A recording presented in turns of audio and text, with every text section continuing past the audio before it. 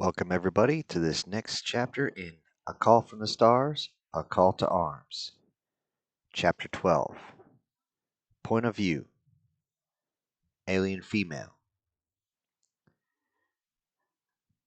My name is Ceresa, and I am a Polarity female.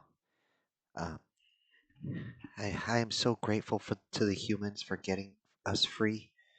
I can't underestimate the, the gratitude I have for them.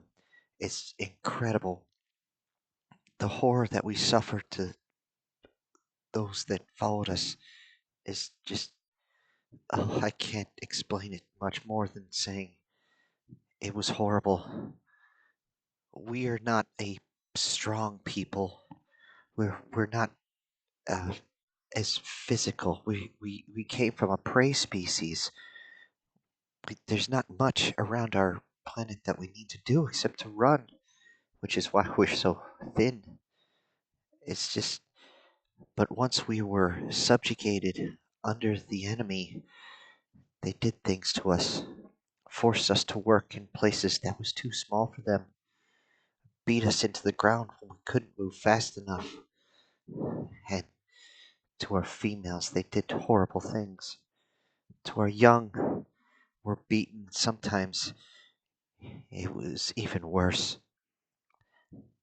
Sometimes we would see our young, who were not strong enough to work, be eaten by our oppressors. It was horrible. The child would scream so loud as their limbs were ripped off one by one by the horrible mandibles of this creature in front of us. We had no choice but to look on and watch, continue our work as the child suddenly would go silent as the head was ripped off from the body and would go limp. Sometimes the child would be lucky and the enemy would simply grab the entire child and shove it into its maw, and you would hear a sickening crunch. The only solace you could take is that it was quick, but we were beaten down. Most of our males were taken off the planet, our home planet, as was taken from us. They took everyone, my father, my brothers, cousins. They took them all to work, and I'm sure that if they're not dead by now, they probably wish they were. Us females were used for lighter work, but still just as bad. Kicked every time we couldn't move fast enough, and forced into these small mines as we tried everything we could to get the ore that they wanted. It was dangerous work, as sometimes water hot enough to melt the skin off your body would spray. We had to do something. So a few decided to use themselves as decoys and pull the guards away when the mining ships came down to transport the ore to the other side of the planet where it would be smelted. And we ran for the ships, a full-on run as we set the mines on fire, just enough to keep them at bay. We crammed ourselves onto the ships, and we prayed we knew how to operate them well enough to get out. We ran off the planet as fast as we could. Several other ships joined us, but we could only save a small fraction of our original population. Why did they have to stay? Why did they have to suffer? We could see some be grabbed up by our subjugators and crushed, others ripped in half, some thrown against material and impaled as they screamed in pain. It just made us run faster. And as soon as we got off the planet, we headed to the first habitable planet we could find. It turned out to be that Sol 3, what you humans call Earth. Thankfully, when we jumped in the system, we took a sigh of relief, but it was only a minute or two before the enemy jumped in behind us. We tried to push the engines as fast as possible, but these were simple freighters. They were not warships. We knew that we would be caught, and we prayed that if we pushed the engines past the limits, we wouldn't explode. And then we heard it. That beautiful sound. That absolutely beautiful sound that came across. We didn't know the language, but it clearly was not our oppressors. It sounded human. We didn't know what they said, and we didn't care. We looked at our equipment, and we could see those three beautiful shapes, and we immediately turned. We got on the radio, and a few of us were screaming into it, "Please help us! Please help us! They're trying to kill us! Please help us! We have nothing but women and children on board! Please help us!" At first, we thought it went on deaf ears. Those few minutes that passed were absolute torture as we prayed that the enemy, who was now much closer, wouldn't just start firing on us. We knew they wanted live prisoners, so we knew that if we were taken, we would be beaten severely and simply sent back to the horrors that we came from. And then it happened. Our own language, but a human voice came across, telling us to power down our weapons. As soon as we could find them, we shut them off. And seeing this, they must have realized something. They told us to power down the engines. It took us a moment before we said, "Fine. What's the worst that could happen? We get blown out of the sky." That was going to happen anyway. So we powered down the engines and went adrift. And that is when those monsters came closer.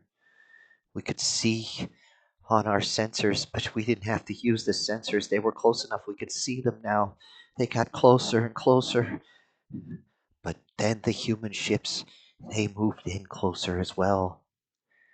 Our alarms started sounding as we realized we had been targeted. We didn't know by who. But then those bastards decided to fire on the humans. Several of these energy weapons fired, and I saw one or two of them refract off one of the hulls. That was so glorious, as suddenly we saw flashes burst from the human ships, and these huge projectiles flew past us at amazing speed, so fast that even our eyes couldn't pick it up. Without realizing what had happened, that ship that had fired was ripped to pieces, its hull in at least two separate sections, if not more, as large chunks fell upon our own hull. We realized we hadn't been fired at. The human ship's accuracy was pinpoint. We again prayed and hoped that we wouldn't be shot down as the alarm still blared that we had been targeted. And then the enemy fired again from their other ships, apparently wanting revenge for their lost comrades. But those three human ships did not hesitate to open up with a complete salvo. Torpedoes, missiles, energy weapons, and more of those large projectiles lit up the sky, so much so that we had to cover our eyes. Our eyes are much more sensitive to light than humans, and we could see as the enemy ships that had not been struck hard turned and went to run. And just as the next salvo began, one ship, a single tug of a ship, got away, but not the others. The humans didn't care. They got up close, point blank range, as they call it, with the enemy ships. Again, we could hear them ordering the enemy to stand down, and one simple shot from a almost completely dismantled destroyer sealed their fate. The humans did not take enemy prisoners. Not that day. But finding out that they would be coming aboard to rescue us, to free us from what we had experienced, that was everything to us. Finding, finally seeing those that had come to free us was frightening. A giant, a giant encased in metal stepped forward and looked at us. It had no face. It's, it looked at us. We could see our own faces in the reflection. I could see just how scared I was as the one that was our leader stepped forward, and then other humans came in strange suits. But these suits were different. These suits seemed to only be there for protection, as we could see much of the human's face. It spoke, and a moment later, a translation of our own language came out. They told us that they had to check us, the medical teams had to check us, and that is when we looked over, we moved out of the way for those that had been injured, the young, the emaciated, and the humans immediately went to work. Even that giant metal man moved forward, opened something on the side of his pouch, and he reached to a young one with such gentleness. He reached over and slowly wrapped up a cut on its leg. It was amazing. Without me knowing, more of these giant metal creatures had come in, and again, they didn't attack us. They simply aided us. They asked us what type of food we eat. We didn't know how to explain, but we are omnivorous by nature, but usually the only thing we eat are plants and insects. With a little bit of discussion, they brought in some food for us. It wasn't very good. It was what they call military rations, but it was still food. They told us to go easy on it. I found out later that is simply because they worried we would eat so much our stomachs would explode. I find that idea funny, but apparently this is something that happened in the past with humans, and they had no idea our biology at the time. Eventually, they took us back to one of their military bases, something where we found out these giant robot men were actually humans inside. It was strange. They were so large for males, something we weren't used to. Those that had us as prisoners were much larger, but we never saw anything that was shaped like us to be so large. There was the occasional, what the humans call mutant oddity that might happen, but aside from that, it was exceptionally rare. And then when we finally got to the base, they said, "Okay, you're cleared medically, so we can actually talk to you." It was that same one. We insisted that the same security personnel stay with us the entire time. We already knew how gentle they were. We didn't know how dangerous others might be. We were still nervous around these new humans. And even though they had brought us in, we had no idea what they could do to us. And it was a very interesting moment. As a group of us, I was towards the front, standing very close to the large metal human when they said, "Okay, we can now talk to you directly."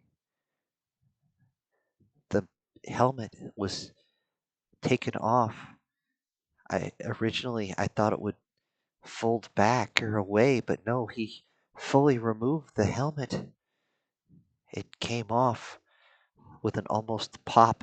It must have been the padding around, or maybe it was actually atmospherically capable, but it came off and I saw his face. Rugged and just no horns, but much more. I don't know the word to say, but he was still quite large.